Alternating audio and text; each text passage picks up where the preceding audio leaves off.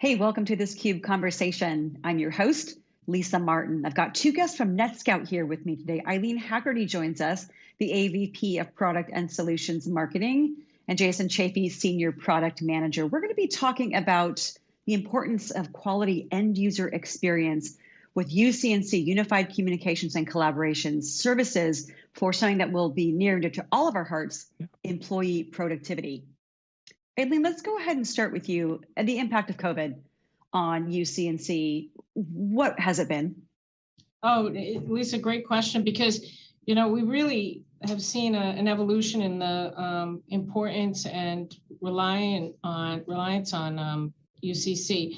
COVID would not have allowed us to go to work, do business continuity, any of those things, had it not been for strong communications platforms to help us do that. And in fact, really the hero of all of this has been what's called Unified Communications as a Service, or UCaaS.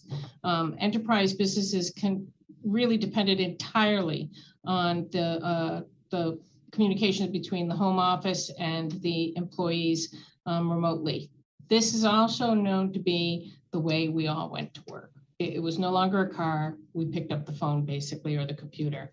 So Zoom, WebEx, Teams, Google Meets, they've all become household names, really, over the last 2 years. That's kind of exciting for them.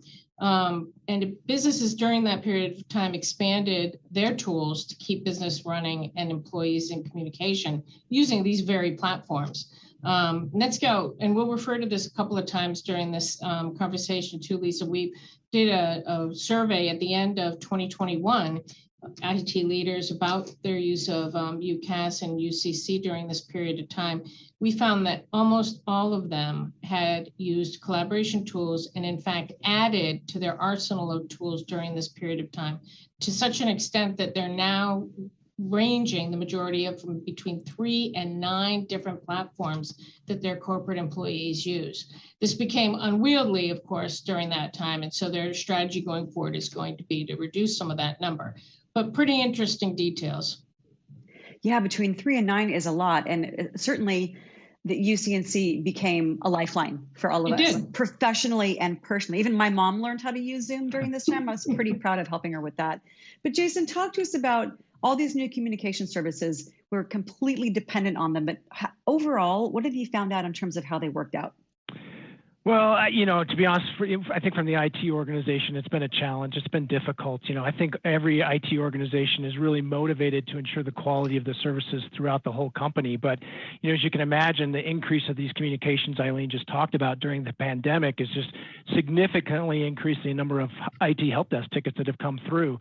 And in that survey that Eileen just talked about, in fact, a third of those that responded said that 50 to 75% of their help desk tickets right now are related to UC&C or UCaaS services.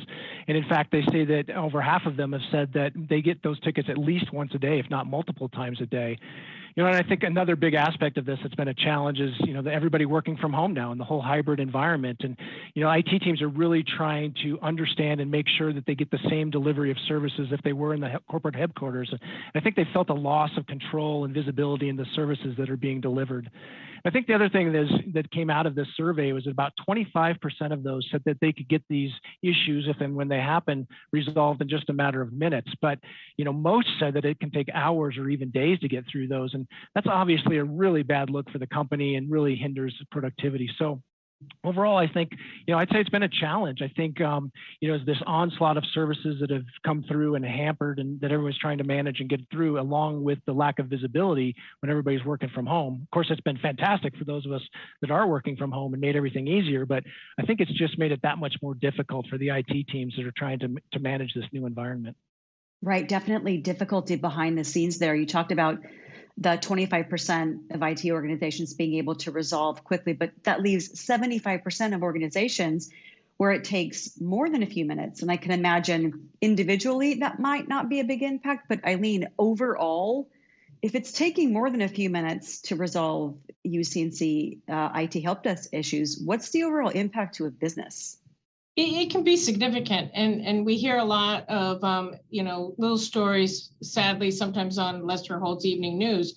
But really what you're looking at here are longer periods of time where employees can't talk to each other. that's, we've got email, we could probably compensate a different manner. But when it happens to be your customers not being able to talk to customer service reps in the contact center, a couple of hours, that can be a big issue. Partners and suppliers who might be trying to get you important information very quickly. Maybe it's a supply chain issue item that they want to alert you to that you need to act on. That's a long period of time. And I think it's kind of important here to call out one special group, and that would be corporate executives. I think we've all heard about these big town hall meetings that corporate executives may be holding with employees or investors, and all of a sudden their UCaaS support freezes, or it doesn't connect the voice and the video, and all of a sudden you've got a very embarrassing situation. It really gets the attention of the the public. Losing communication for a couple of hours, bottom line, it is going to impact productivity, customer service, and it could impact reputation, especially with those social media influencers that we all both favor and fear. So when we were talking about our survey results, that is actually a top concern of IT executives, that productivity will get hit if communications problems do exist. So I think, really ultimately for all of us, in the business, disruptions in communication, it's going to be bad for business, any length. It is bad for business at any length, and that's a huge risk for businesses in any industry. I've been on those executive town halls where video wouldn't connect, and you just think, as much as we wanted that human connection during this time and you couldn't get it, it made the interaction not as ideal, and obviously a risk for the organization. So Jason, how can IT then jump in and resolve these disruptions faster, because this time is of the essence here? Well, yeah, exactly. As we've discussed and Eileen just talked about, I think resolving issues quickly is really the key. I think we all know issues are going to happen. They just will. But it's really the IT team that can solve those the fastest is the team that's going to win. And so I think that's really the key to all that. And one of the things that comes out of that is, again, from this survey, is that only about 54% of the respondents said that they felt confident that they could understand root cause and be able to get to those issues quickly, which leaves about 43%, almost as many, that said they were less than confident or somewhat confident in finding that root cause. And so I think that's really kind of the key there, is really having the confidence to be able to find that. And to get that confidence, you need to be able to understand root cause quickly. And in order to get that, I think you need a combination of two things, which is passive packet-based monitoring, as well as continuous active testing or monitoring of those solutions. So what I kind of mean by that is being able to automatically and continuously test these services, even if nobody's on the system and nobody's on, trying to make a phone call. So you have somebody who's trying to host, an active agent that's trying to host a meeting, and others that are trying to join the meeting, and sending an audio and sending and receiving video, and looking at the measurements and trying to take all of that data in to really proactively understand what's going on, and doing this every 15 minutes or every once an hour to really, again, get ahead of things before they become a problem. But I think kind of beyond that, it's really about being able to take that data and the packets from those transactions that you were just testing and be able to trend that data and define problems and diagnose issues proactively, again, as Eileen just said, before the CEO gets on there and tries to make his town hall call. So that's really important to be able to solve those things more quickly. I think it's really a combination of a passive, scalable monitoring solution along with scheduled automatic testing of those, and along with the packets that go with that. That's really a combination of both. It's kind of a best of both worlds in order to get those things solved quickly.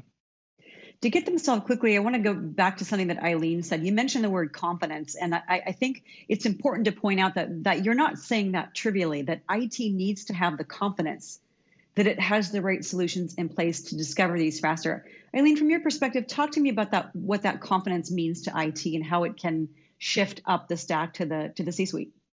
Honestly, it's processes and policies in these organizations are critical.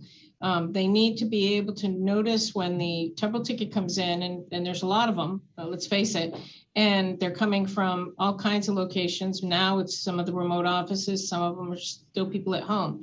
You've got to be able to know where to turn, what screen to use, what tool to adjust, what workflow to process. And that does come with practice, but it also comes with a solid set of tools and visibility strategies. And then you follow that process through, you work together. Maybe the voice people and the network people have to work together. Maybe the cloud people, because it's a contract with UCaaS, work together, gather the evidence, and pinpoint the solution that's going to fix the problem with those locations. And it becomes then a confidence builder, proof points. Right, proof points are critical. So the solution that you both talked about, Jason, you elaborated on this. I'd love to get some real world examples. Tell me how you've seen this in practice. Jason, we'll start with you, and then Eileen, we'll go to you.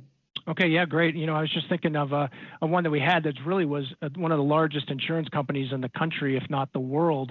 And when pandemic hit, they suddenly had to send everybody home. And this is the lifeblood of their company, the contact centers that are answering these calls and the ones that are processing these claims. And as everybody went home, their strategy really was to actually go buy new laptops for everyone and implement VPNs that had a little bit of, but not fully, and then implement SD-WAN. And so they had all of this traffic going over VPNs and through SD-WANs and new UCaaS solutions and all of this. And what they quickly learned and found out was they just didn't have the visibility to be able to feel, again, that word confidence, that they were serving their customers very well. So they actually implemented one of our solutions and put these agents out at all their different desktops and started watching and doing these proactive calls and going through the meeting lifecycle and actually testing the bandwidths of their SD-WAN and ensuring all of those services. And what they found was they were able to solve some of the solutions that are even harder to solve normally because it was affecting some users, but not all of them. And that's often harder to try and get their arms around. And so as they continued to do this and just got their arms more around it, got more visibility, they really feel like everything's under control. And as of now, they're actually planning on leaving all of those users working from home now because they can actually ensure the same type of experience for both the users and for their customers as if those people were working from their corporate headquarters. Jason, that sort of sounds like a bit of a COVID silver lining. Yeah, I think so. I think, a lot of us actually started working from home. And so there was kind of the silver lining of flexibility for the employee, but for the customer or the company itself, they kind of learned this new visibility, this new way to ensure that across everywhere, wherever they may be. And I don't know that would have come out without the COVID silver lining, as you just said. So I think it was something that really came out of it that might have been a good thing. And there are a few of those, which is nice. Eileen, talk to me about some of the experiences that you've had. What have you seen out in the field? Yeah, we have one really terrific energy company that was talking with us the other day, and their employees use Microsoft Office 365, which has the Teams collaboration and communication system with it. And what they've been doing for those at-home employees was configuring tests on their workstations, much like Jason explained. But it mimics exactly how an employee might be making their call and joining the sessions from video to audio to going through log in and log out. And what's interesting is, and this is sort of a compelling differentiator, a lot of tools may just watch traffic as it's happening, and certainly that's of value, but these tests even run when our agents are asleep. And what that does is these are all 24-hour-a-day businesses.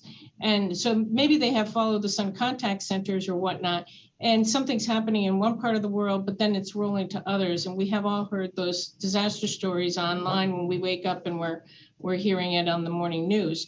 So if an organization can find the problem and detect it early enough, and then get it when it's a few people that are involved, they can actually resolve it with our tools, find the root cause, implement a corrective action before the majority of their agents are even logging in the morning. Nobody even knew that there was a problem overnight because they were able to get to it and resolve it faster. And when you can do that, you're being proactive. And this again builds on the confidence that you get doing this kind of activity over and over and over again. But at the same time, it's also enormously beneficial from a business productivity perspective for the employees, and certainly reputationally and revenue-based customer service, making sure that things are available, whenever they're necessary. So making sure they can perform their jobs. I know it sounds trite, but it's really the most critical thing we can help them with.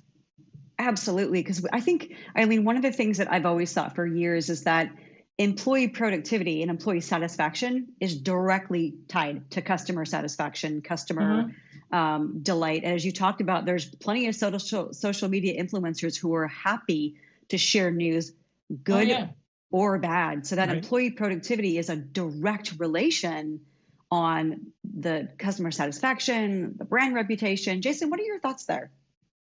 Well, I think that's exactly right. I think it's, again, being able to continuously have your arms around that and make sure, because if you can't make phone calls or customers can't call in or things aren't working, then it's really a revenue impact, but it's also a reputation impact. And you're going to remember that company that just kind of didn't have their act together, if you will. So I think it's important to, again, invest in this and make sure that no matter what, wherever your end users are or wherever your employees are, you're providing that experience just as if they're in the corporate office. And even when they're in the corporate office, being able to, as Eileen talked about, know ahead of time and proactively when issues happen in these very complex UCaaS and UC&C solutions that are out there now. And last question, Eileen, for you. I imagine that these solutions are horizontal across every industry, every type of business, every size of business. Yeah, it's one of those phenomena that's really critical is the ability to be ubiquitous in any environment, not being vendor specific or dependent. Because now look at, we shot that stat, 3 to 9 different platforms in one company. If you had to buy 3 or 9 different platforms to resolve problems, that reduces your ability to, build workflows, consistent ones, and know what you're doing every single time. You'd have to learn 9 different platforms. That's not productive, and that's certainly not realistic. So yeah, I think that this is really kind of key. You have to be able to look at all of the traffic and be able to resolve the problems, regardless of what they happen to be running on. And the great thing is hearing the tools and the capabilities and solutions that NETSCOUT has to help businesses in any industry of any size be able to identify these issues, resolve them faster, and then create some silver linings. Guys, thank you so much for joining me today. Always a pleasure talking to you. This was really interesting to talk about the importance of quality end user experience with communication services for the employee productivity and, of course, ultimately consumer customer satisfaction. We appreciate your insights. Thank you so much. Thank you. For Eileen.